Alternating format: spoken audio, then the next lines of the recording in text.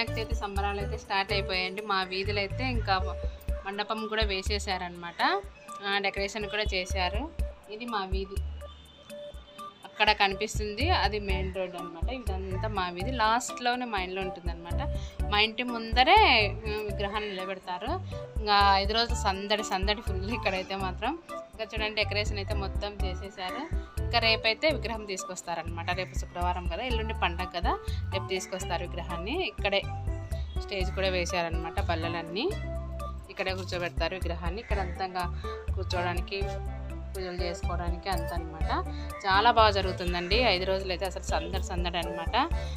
5 రోజుల వీడియోస్ కూడా మీకు అన్నీ షేర్ చేస్తాను, చూస్తూ ఉండండి. ఓకే, బాయ్ అండి.